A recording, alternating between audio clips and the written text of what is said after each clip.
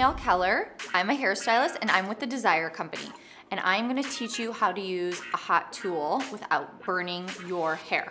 So for example, this iron goes up to 450. However, I don't think anybody should be using 450 on their hair for curling their hair. So for thicker, coarser hair like mine, I would recommend no more than like 420, 430. Even 415 is fine for a thicker hair type. For finer hair, I would recommend 400 to 410 degrees. Nothing more than that so we don't damage the hair. And then also when you're using the iron, I would leave it, like for finer hair, maybe 2 Mississippis.